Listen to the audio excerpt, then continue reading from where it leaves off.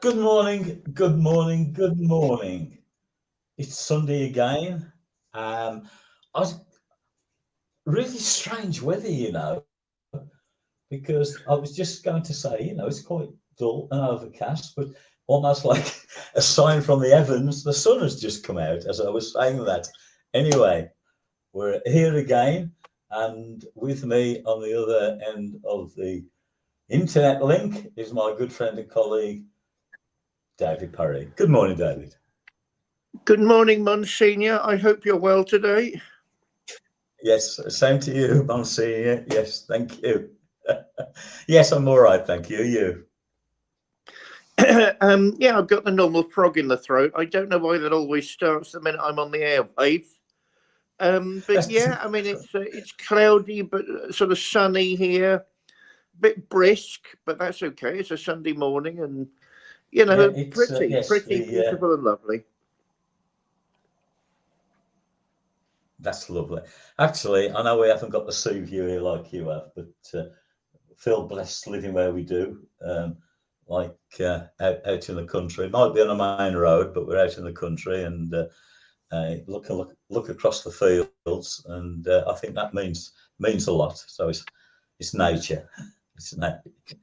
So anyway, what a week with the general election, and then England managed to win last night. How on earth they won, I don't know, but they did, and it's been quite an eventful week, David. Yes, I hear the same party got elected again, calling itself something different. Yes, it's Um, true. so yeah, I mean, I've no time for the new Tories, as you know. It struck me as very interesting that Rishi Sunak was much more intelligent than Keir Starmer. So I don't know what that means, if anything. Yeah, we had an election. I can't say I'm frothed up about it. Obviously, we followed the results because it was interesting. Yeah. Um, but for me, it's really more of the same old with a few different colours. There's no real change. Where just because somebody looks you in the face and says things are going to change, all right, when and where and in what way? And in 5 years' time, Well, we'll still be saying that. yeah. Well, for the constituency that we live in here, it hasn't altered. I knew it wouldn't because South Staffs is made up of just villages, basically. The biggest two places is Cotsall, where the council offices are, and Womburn, and all the rest are villages. So Gavin Williamson, who I'm afraid I just don't like the guy. He was called out for being a bully, but Reform actually had more votes than the Liberal Democrats. Yeah, Democrat. There's something very strange about our electoral system, David. Well, it's very primitive and basic. Um, First past the post is grossly unfair and not democratic. It means nothing. Oh, this And is was it 5 years ago, 6 years ago, 5 years ago? no, it Keir doesn't. Starmer was actually saying it was I've got a feeling we're going to have a morning of me going in and out. I beg your pardon. It's it it's all already crashed this morning. While I was trying to with me. Are we on at the minute, Alan? Yes, we're on. Yeah, yes,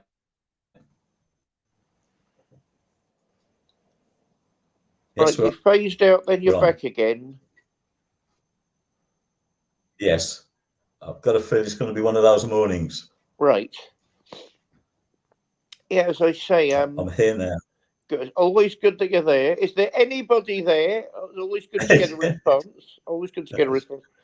Yeah. Yeah, I mean, it was about 5 years ago that Keir Starmer was against first past the post and wanted proportional representation. Now, of course, he doesn't. Surprise, surprise, because he's got such a clear win. If we want anything like democracy, we've all got to grow up and vote for people and the ideas that they're sort of talking about. And are they serving us? Well, it's the other way round at the minute. That's not democracy. So yeah, I've no time for any of it, to be honest, Alan. Well, I know you're not a great football fan, but I do like the football. Um, but like one of the commentators says at the end of the game, he says, "Why is it always such a struggle and your heart in your mouth when you're watching England play?" So it was 2 hours with penalties to endure, But I and can answer somehow or that another they one. got through. So But I can go on. answer that one. It's because they're crap. Right. There we are. Yes, that's right. Uh, we're supposed to have some of the best players in the world. No, no, no. We keep telling ourselves Uh, we got some of the best players in the world. That's not the same thing. it's true. Oh dear man. But also this coming week, the end of this week, from we've got a very important event, haven't we, David? The Friday, Saturday, and Sunday this coming weekend, the OCAC annual synod up in Bolton, which I must admit I'm looking forward to. And I know you've got quite a journey from that beautiful Isle of Bute where you live down to Bolton, but you're getting there, aren't you? We'll be there for the Saturday, certainly, like yourselves. No matter where they That's right. hold it, it's far away for us. No matter where they hold it. I mean, Yes, it's slightly less of a yes. nightmare this time. But yeah, we're looking forward to seeing everybody, and we hold more than one synod a year. I think this is the main one, isn't it? And yeah, I'm looking forward to just catching up That's with right. Yeah. people and getting together. It will be a lovely time. Yes, indeed, indeed. It's you see that's the strange thing. Well, not strange, but about OCAC is that although we haven't got a physical church, there's a strange togetherness about all the members of the church. Get together once a week on over the internet, and although we don't meet each other, and this will be yours and mine, I think, first or my first time of meeting people. It'll be it's a strange thing. It's like you know them, even though you've never met. It shows there's a bond there, David.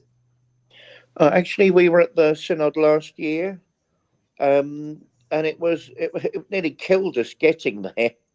I remember just travelling for hours on end to get to the middle of nowhere. And it was just awful. I mean, my arthritis, I could barely move by the time we got there. I'm hoping it's not a replay this year. No, it was wonderful. As I say, it was nice seeing people. We're a dispersed church. I mean, a lot of the people in old Catholicism. I'm beginning to worry less about old Catholic, liberal Catholic. I think there's shades of the same thing with us. I think that old Yes, Catholics are quite distinct individuals anyway. We practice dispersed church. I mean, a lot of our people are actually chaplains, of course, and they work in yes, hospitals or with the prison services. In terms of church, I know some people share services in church with other denominations. Um, as for various reasons, as you know, we're not going down that route on Butte. I first of all, I don't think it would be welcome. And secondly, I don't think that's really what I want to do. But no, Yeah. the new ways of encountering the spirit. I mean, we need new ways to encounter the spirit, and not the same old, same old, same old. The beauty is in the sacraments, not the building. What do you think, Alan? No, I do agree there. I mean, for you see, the times that we live in, um, it's it's almost like religion is becoming like a dirty word, but spirituality is becoming more acceptable. I'm talking about um, from what you kind of read or hear in the media. It's almost like religion. I think through its own fault, the way it has been over perhaps for a long time, but definitely over the recent years, where uh, the the respect of it seems to be um, ailing, where spirituality in different forms seems to be more prominent. I don't know if you'd agree with that, David. Well, sort of agree with that. I mean, spirituality is part of being human. I can't think of a time Yes. when that wasn't respected. Also, it's a part of our nature. I mean, you've got to be a caveman basically to have a little spirituality about you, or an amoeba, Yes. because that's just part and parcel of what we are. I like the R word. I think it means certain very strong and beautiful things. I agree with you. However, it's getting a very bad press, partly from a hostile media. They simply don't like it. In case we're right and they're wrong, that basically people Yes. are accountable. You can't just do whatever you want. People are accountable. They don't like that idea. Tough. People are accountable. You can't behave like a monster, and it's all just a joke at a cocktail party. There are forces at work that will hold you to account, Sarah, madam. They don't like that. Tough on that one. And partly because religious people have behaved so badly over the course of the centuries. Some still do. I mean, it's again, who's to blame? All of us religious types are to blame. Nobody else. But it's partly history. Americans don't like history. They have this weird attitude to it as a subject and as a phenomena that they wish it would go away. But I don't know. Time cannot go away. It is what it is. And our ancestors were bastards. There we are. That's the end of it. They weren't nice people. Oh, you've got this weird fantasy going around and about at the moment, particularly in America, that if you go back to the primitive societies, the basic societies of the past, they were somehow more saintly. You're absolutely joking. You need to look at what these people were doing that horrified the Europeans when they arrived. And they need to read what they were saying about each other. I mean, our ancestors had a rougher time. They were closer to nature. I mean, nature is beautiful, it's also ruthless. You can't have one without the Mhm. other in the sort of world we live in. And they were much more proud of their martial ways, their warrior ways, than people are nowadays. The idea was to be a big, strong animal and get out my way. Excuse me. I think sadly that's coming back. It's coming back in the wrong way. And because it was the high cultures, like the European cultures, that tried to make it into a virtue. Therefore, you had the knights in shining armor. You were a big, tough boy, but you weren't simply an animal. And you had the samurai in Japan. That's the same sort of thing. But you're the biggest animal in the jungle. I mean, that's roughly what our ancestors thought. And they were ignorant. They didn't know as much about the world as we do. They were much more savage and violent than we are, which is hard to believe, but it's true. It's in all the documents. It's in all the records. I'm sorry. Were the Aztecs closer to nature? Yes, they also practiced human sacrifice and ripping out the living heart from people to offer it to the sun. Therefore, no, I don't find any great moral instruction in that. And I think it's time the world just looked at the future instead of the past which they turn half a blind eye to anyway. What do you think, Allan? No, I have to agree what you say there, but it does beg the belief what the future does hold. I'm not just talking about Great Britain; I'm talking about the world, because we're not in a safe environment at all now. And I know you can say, well, the world never has been, but with the threat of nuclear war always hanging over, and that threat has been there for the last 62 years, is it? 1962, the Cuba crisis. Well, even longer than that. Could we go back to the Second World War with Hiroshima, the nuclear bomb going off there? So in the 20th century, basically, so-called advancement in technology, you could say, has put the world in a more volatile and potentially total damaging way than it's ever been.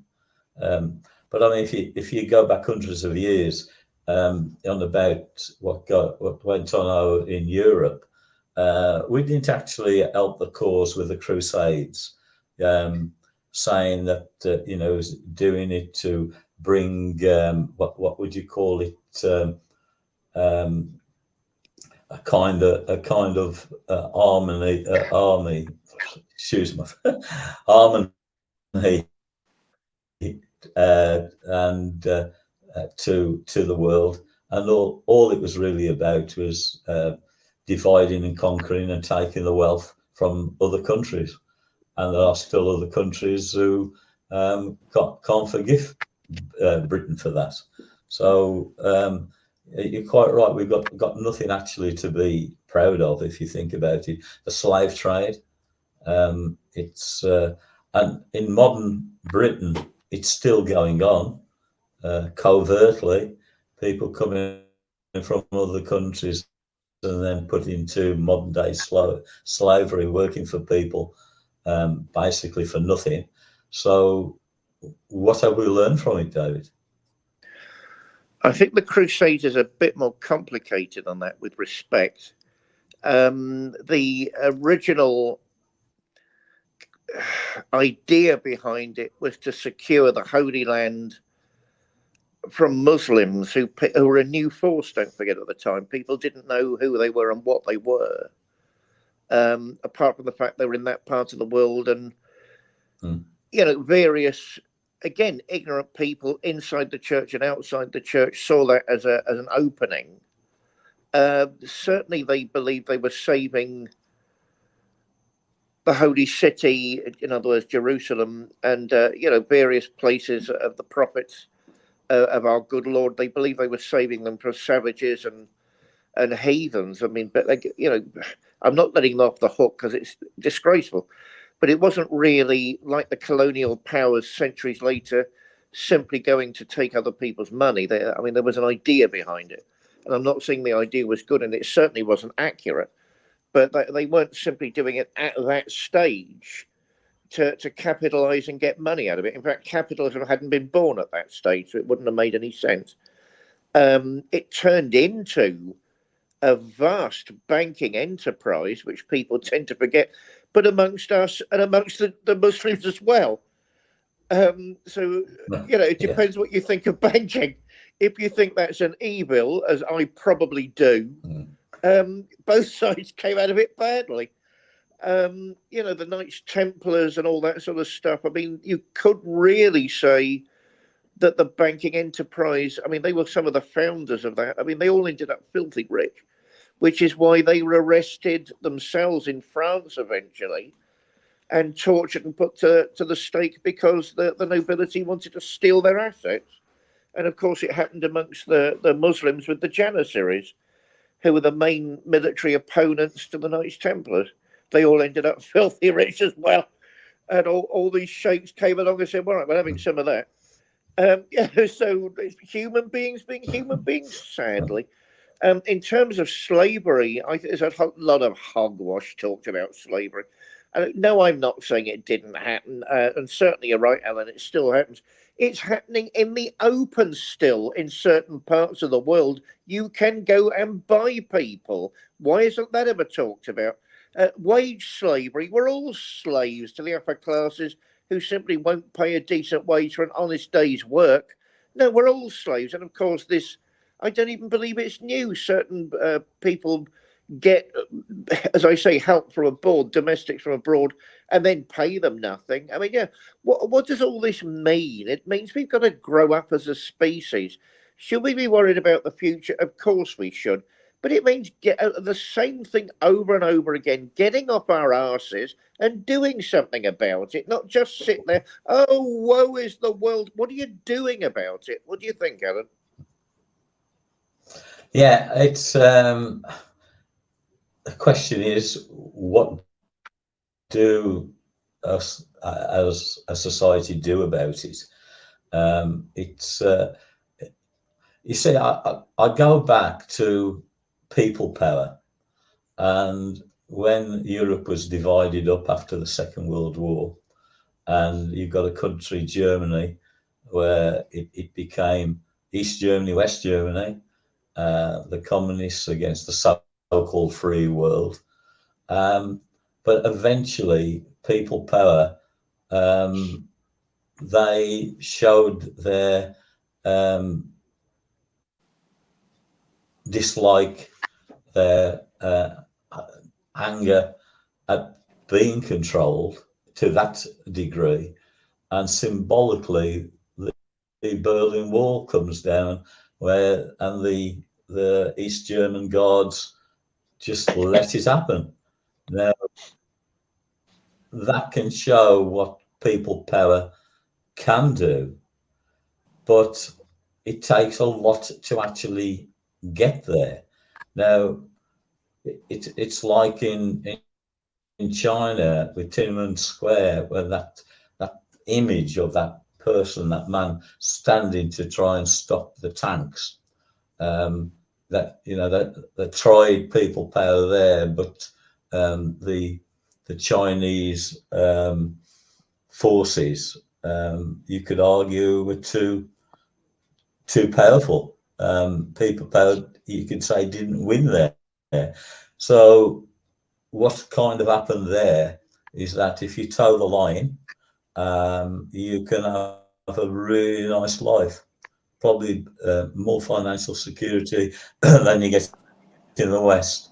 But if you show any signs of dissent, then they come down on you like a ton of bricks. So it's a very strange situation that the world's in. Will there ever be proper harmony? Are you all right, David? I can barely hear you, Alan. Yeah, I could hear a lot of noise going on. I can hardly hear you. I don't understand why, because I've got the connections there now. Our microphone. Well, I heard enough to be able to Right. answer, but it's very difficult hearing you at the minute. Right, you're loud and clear to me. You are. Right, hang on a second. Hang on 1 second.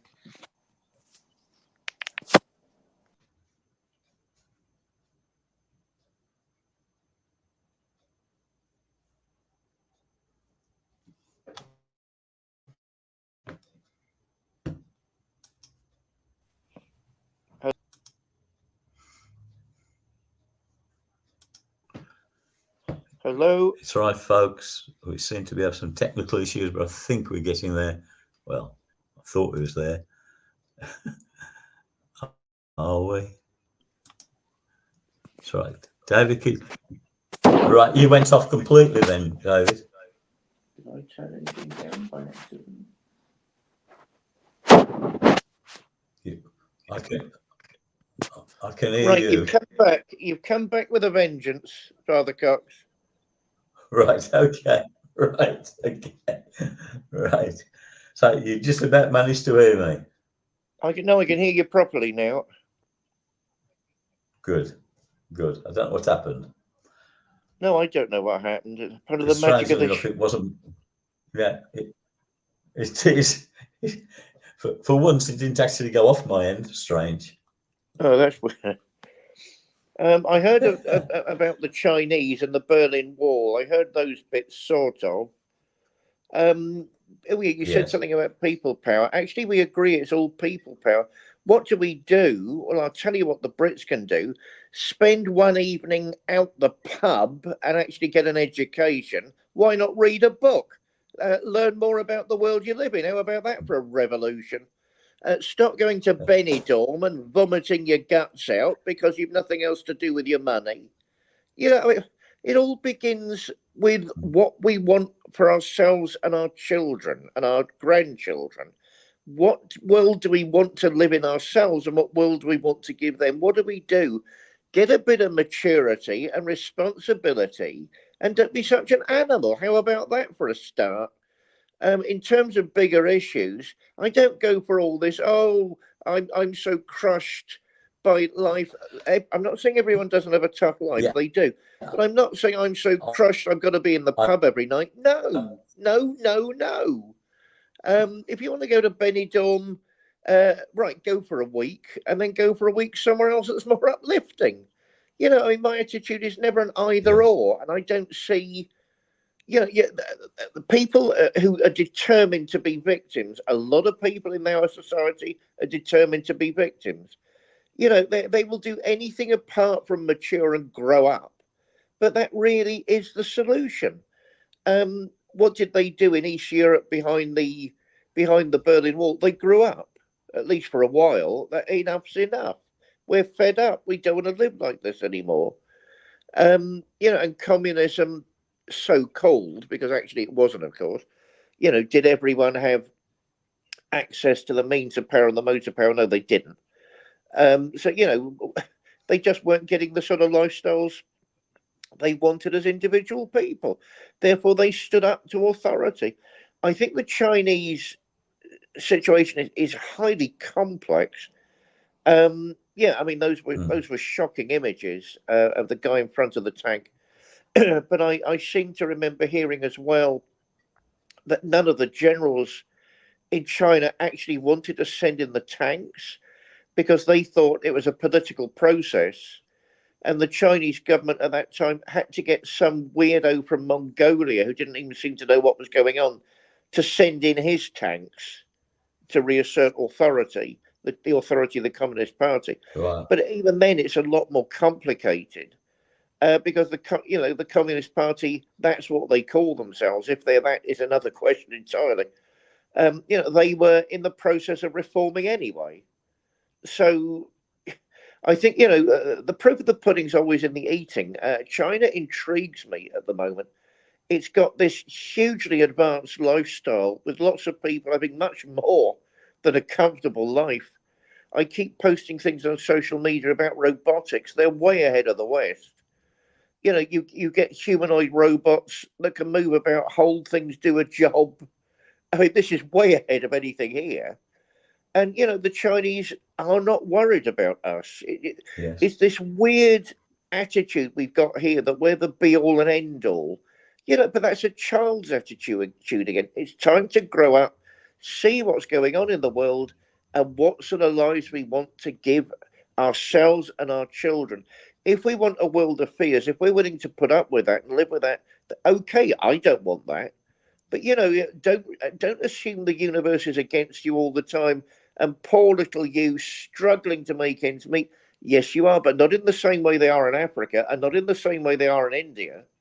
You know, and you've got enough free Yes. time and enough money to make a difference. What do you think, Alan? Yeah. As you were saying that, I was just thinking about my grandson Henry. He'll be 17 in August.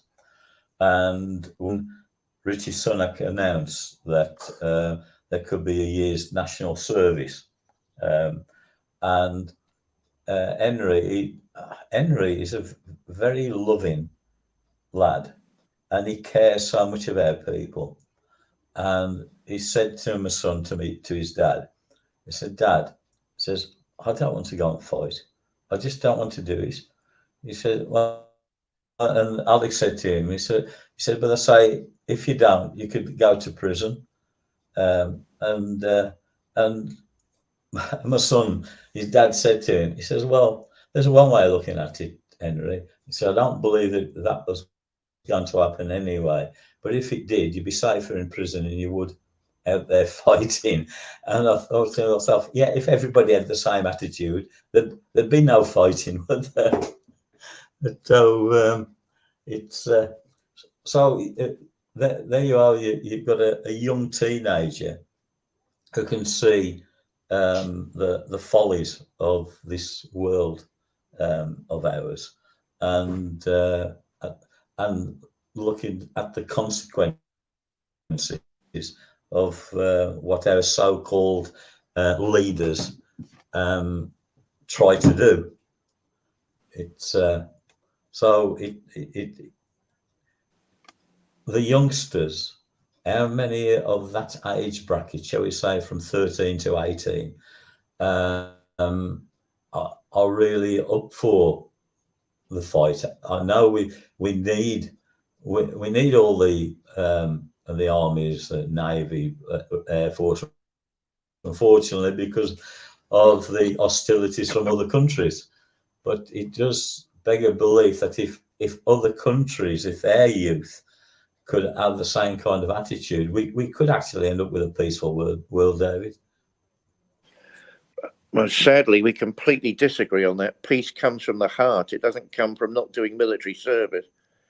It'll be interesting to see what happens to that idea. I think they're going to save that idea. To be fair to Sunak, they didn't say you only had to. No one's talking about fighting.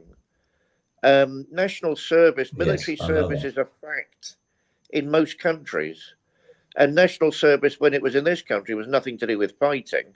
It was to do with putting in time in the army to make you a disciplined adult who could be called upon in a time of crisis. That's what they're trying to revive. But to be fair to them, which I don't like being, they weren't saying that was the only thing. That wasn't the only option on the plate. I mean, there were two other options as well. If you didn't want to join the army, I mean, the secret behind that one was that was the only one that was going to be paid, which is a bit of a cheek. So the other option that I remember, I can't quite remember the third option, was you could work with charitable organisations or local initiatives for the year, and you weren't paid for that. So, you know, the whole idea was to get youth more involved in their own surrounding culture and society, and not just in the pub, and not just playing computer games in their bedroom. To be honest, I thought that was a good idea. You know, because, I mean, look at what's happening at the moment without anything like that. People are choosing to be babies and stay in their bedrooms and not do anything and not go and meet people. This isn't healthy for any society. And, you know, it wasn't. So, you know, even if anyone has to do national service, it wouldn't be about going to a war zone. I mean, how on earth could it mean that? What war zone where? But you know, what's wrong with helping charitable organisations for a year, or helping helping your local community by cleaning some monuments and sweeping the streets? I mean, I'm really not sympathetic to people who see that as a form of slavery. You know, why aren't you doing that without the government forcing you to do it? What do you think, Allan?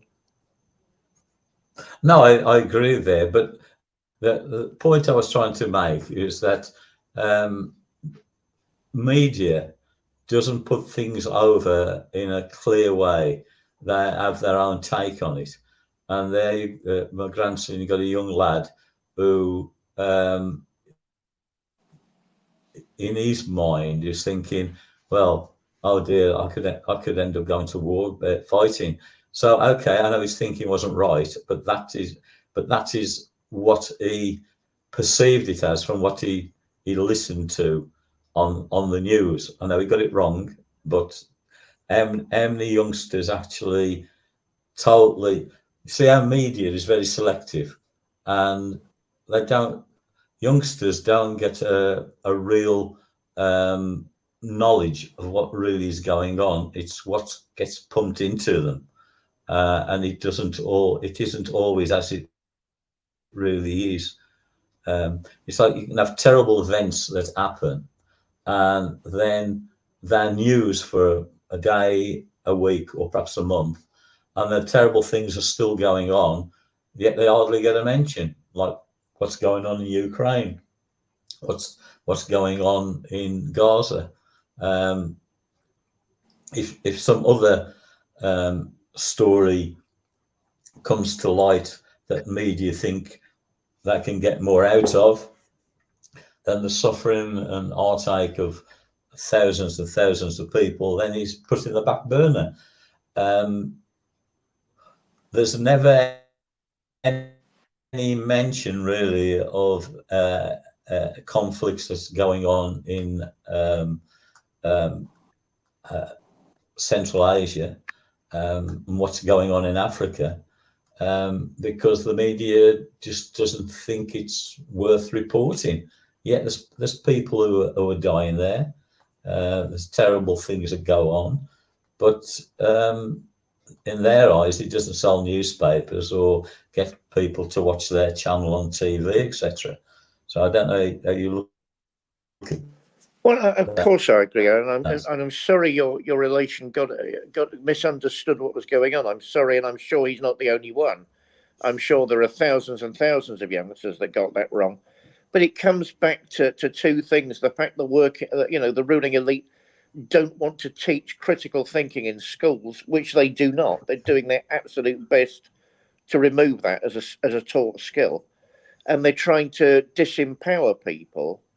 I mean, the first thing I would do, and someone in our generation, I think we'd find out more about it. Right? Oh my God, who's saying that? Why? Yeah. Let's find out a bit more. And the youngsters are not being encouraged to do that. The minute you find out a bit more, you realise it's not quite what they're saying it is. And the media is just toxic. I mean, the British media is a joke across the world at the minute. I really hope they know that. The trouble is, I think they do and they don't care. Because we're far less free than we think we are, and you hit it squarely as a bullseye. You hit it squarely as a bullseye. What are they interested in? Ratings. They're not interested in the truth. They're interested in ratings. So ignore all the good stuff and let's get the stuff that might cause a bit of a row, and then frame that in such a way that people are shocked. Again, it's all something to do again with the word that keeps coming up: maturity. Who are these people doing those jobs anyway, and why do they feel they've got to react like that in the first place? It's all about maturity at the end of the day, Alan. What do you think? Well, yes, and it's a very kind of greedy society.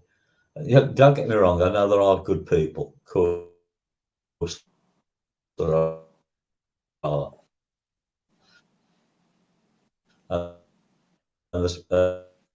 and there's people who go beyond what perhaps would be.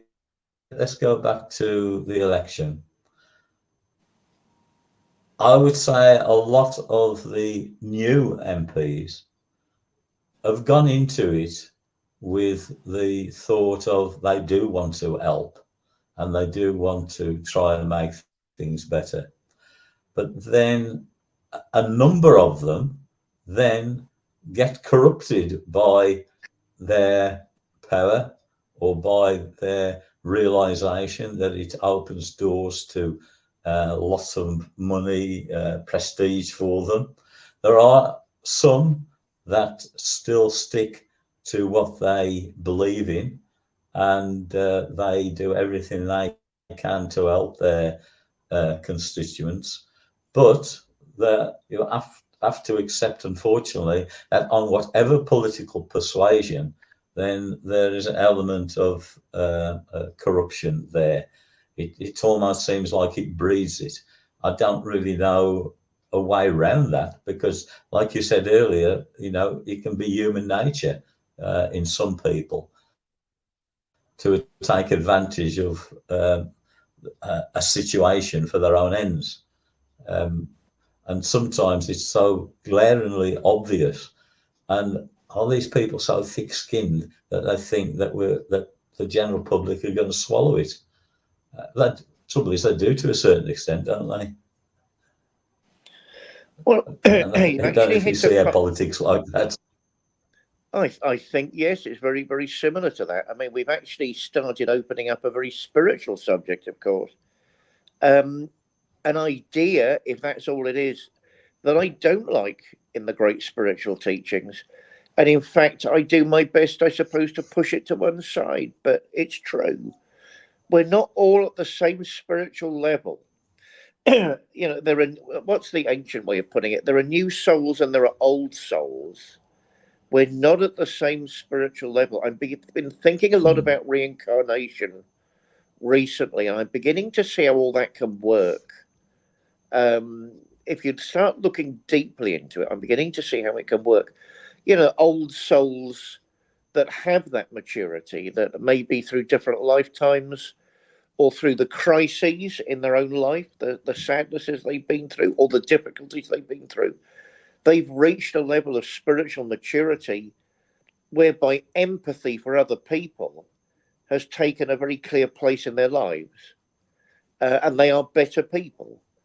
And what they used to call new souls, young souls, that are like sort of, I don't know, young bank managers or young warriors rushing around an arena just seeing what they can do and, how much nausea they can create and how they can prove their power. I think you're looking at that sort of phenomena. The minute we start thinking that our world, not just our society, our world is composed of people at different spiritual levels, and that's a radical and dangerous idea, because it means the minute we all walk into a room, we must not assume we're all talking about the same things in the same way, and we must not assume we're all working on the same levels of empathy, which is, of course, the attitude of the countries in the Far East. Europeans, Americans love criticizing them for that, but that, I don't know, that just seems to make a lot of sense to me.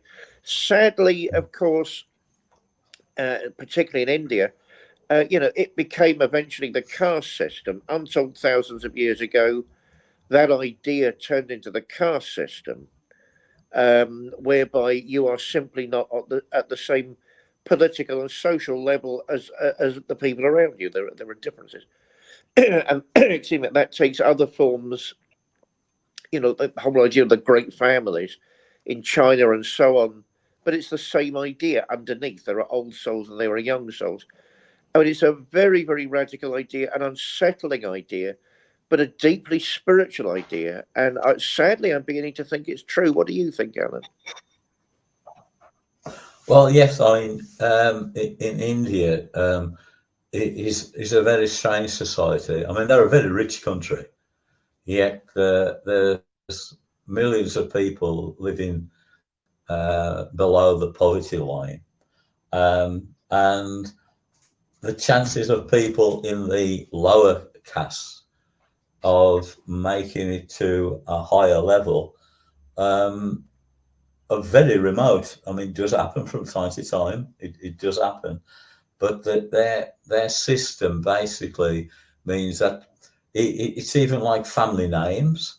If you or and areas where you come from, and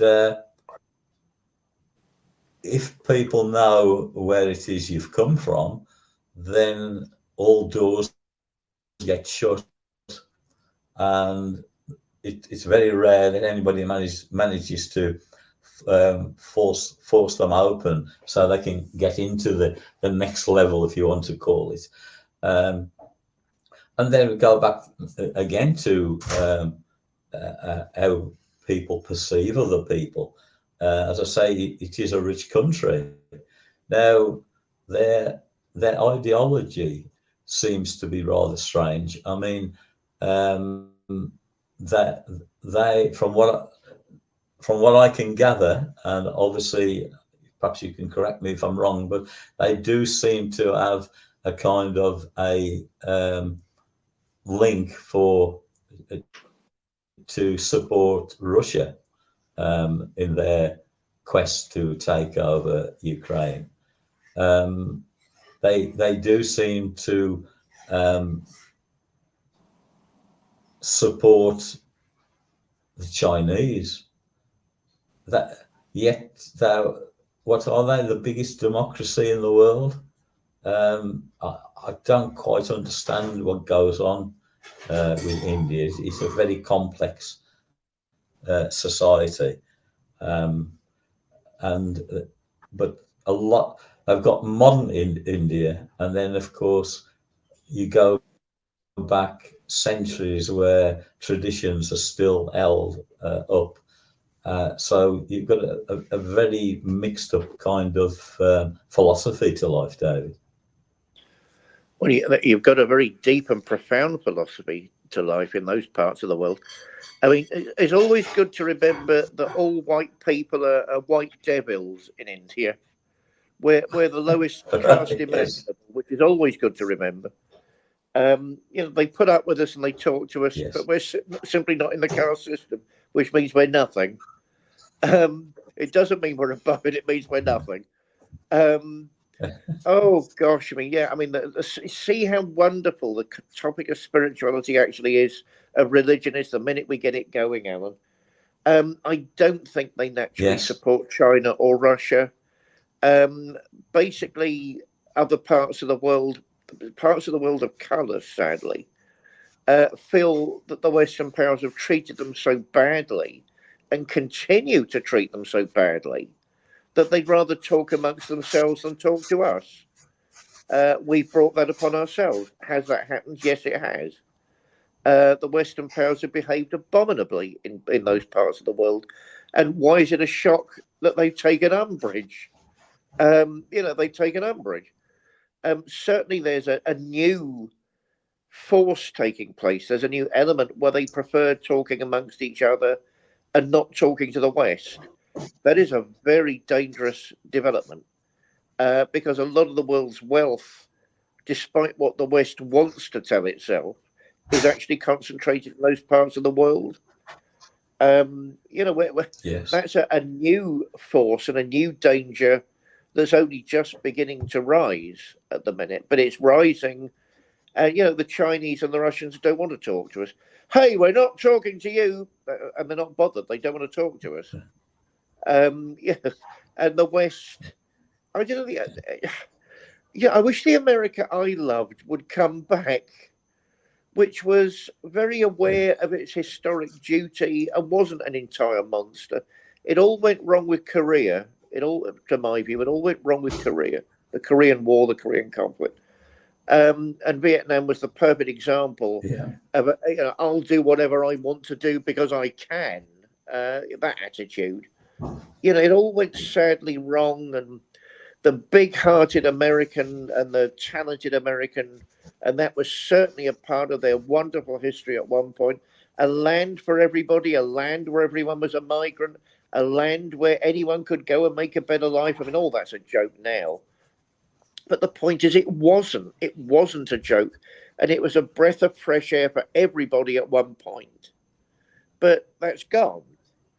We've all sadly got to admit that's gone. And it didn't even at its heyday, it didn't necessarily treat other parts of the world in the ways that they deserved. For me, that's just what happens in the past. I'm absolutely certain our ancestors were bastards. They can't be blamed for that. They were in a different time frame with a different outlook, which didn't have the knowledge that we've got now, that didn't have the morality that we've got now. They can't be blamed for that. That's history.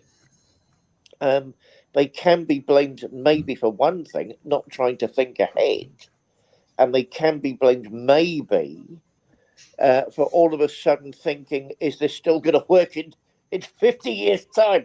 And what are all these natives saying to us? Why aren't we listening? Maybe they should have done a lot more of that. But again, if you're looking at the past, the past is a strange country. I can't remember who said that. They do things differently there. We can't blame our ancestors for being our ancestors. That's idiotic. It's idiotic. It's in fashion at the minute, but it's idiotic. What we can do Yes. is look at what we're doing now, and we're still doing those things, even though we're preaching to them. Don't you lot do it? We're doing it. You know what I mean? And then they want India and Russia and China and all the rest who are superpowers. They want them to be on their Yeah. knees to us, even though we're contradicting ourselves and being hypocrites all the way through. It amazes me in certain ways these huge countries still talk to us at all. I mean, let's look at America at the minute. You've got some guy who's effectively senile with his hand on the nuclear button. And that's okay because it's all internal politics. This is what we're all sick of. No, no, no, no, no. What do you think, Alan? Yeah, I was thinking, when did the world? Well, okay, now rephrase that. When did the white? We're called white. None of us are white. We're pink, right? But they call them white. The white people decide that they were superior to other races that had got darker skin. When do they decide that? When people are people, irrespective of their skin color. Uh, it, it it it begs the attitude, and you still get the racism today, at football matches, you know, and but I'm friends with this guy. He's a great guy named TJ. He's Jamaican. He's as black as the ace of spades. He's such a lovely guy. He's married to a white girl, and when I meet him, he works at where I take my car to, and he comes, shakes your hand, and that. He's always got a massive smile on his face. It is. Anyway, a couple of weeks ago, because he's a lot younger than me, he says, "Hello, Dad," and gives me a hug. Anyway, it took me a few minutes. I went to him. I said, TJ, you've answered a question there, to me. He says, me being your dad. He says, I remember now that great trauma that I went through years and years ago, and all the colours slipped out of me, and that's why I'm white and you're black. And I was having a really good laugh at that. But I think really what it comes down to, it the colour doesn't matter. And he was saying when he was growing up, he used to have. He used, he used to have all the racism. I mean, he isn't overweight at all. He's had 6 heart attacks. He says God must want me here for some reason. And his last one was about 3 months ago. And he said, but I thought, I'm not going to stand for it. He says, I was a bit weedy, so I went to training, I did weights and everything. He says, and amazingly, because he's quite well built, he says, amazingly, that once I'd done that, the bullying stopped. He says, so I do know what it's like to be bullied. He says, but I don't hold it against anybody. He says, because they don't understand. He says, it doesn't matter. He says, I love all people until the moment that they show that they don't love me. And I just think his attitude is absolutely brilliant, David. Well, he sounds like a really great guy. I mean, you're not a racist. You don't have a racist bone in your body. Alan, can you hear me? Yes, yeah, I can. Right. I mean, you're. First things on the table. I mean, you're not a racist. You don't have a racist bone in your body. He sounds like a really great guy. I mean, the whole racist thing is completely beyond me. I don't know what people are even talking about when that sort of attitude comes up. And of course, it's an attitude more than an idea. I think the world's progressing. That sort of conversation couldn't have happened a couple of centuries ago. Why is it not all doom and gloom? everything's coming out into the open, which wasn't happening before. That is progress, and that's massive Yes. progress. What is Spirit doing at the minute? It's revealing hidden things. It's opening up things that must be talked about, which simply could not be talked about previously. On that level, I think progress is all around us, and it's happening, and it's in our faces, and something wonderful is happening. The whole racist thing, as I say, is completely beyond me. When people, right, let's go back a couple of centuries, let's go Well, back a thousand years or so, and everyone was in tribes. Everyone thought they were the master race. Everybody. In Hebrew, amongst the Jews, you're not really a human being unless you're a Jew. Did you know that? Amongst the Native American Indians, you're not really. I can't remember which tribe is very open about it. Unless you're not one of them, you're not human. I mean, that's just how the tribes would have thought, because they were fighting for survival. They were standing up for each other as a group, as a family. That was the way they thought then. It mustn't be the way we think now, because we're one humanity.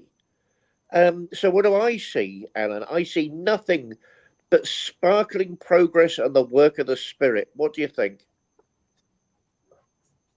well, what actually think, David, is that yes, progress is being made uh, because you've got a wonderful play coming up in August, and I think that's progressive. So if you'd like to tell people about that, is that a Jimmy Youngling? That is a Jimmy Young link. That is a Jimmy Young link. I mean, it works on so many levels because, of course, it's about women. Yeah, my new play, Women in Mayhem, will be staged as part of the Camden Fringe Festival between the 21st and the 25th of August. It's its premiere, so we don't know where it's going on after that. But this is the first time the entire play will reach the light of day. It's fun. It's serious. Victor Sobchak is casting for the final cast this week, I believe. And try and see it if you can, because we're breaking lots of boundaries. And at the end of the day, it's a celebration of being a woman if you're a woman. And of course, that's a huge question mark nowadays as well. But I'm trying to put my five penneth worth in, and so you can look at it this way too. So, as I say, come and join us if you can.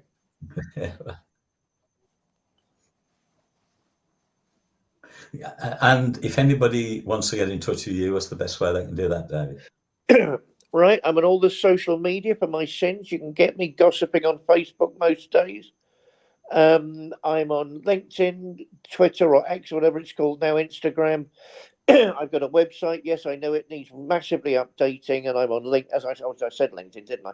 I'm available. How about yourself, Alan?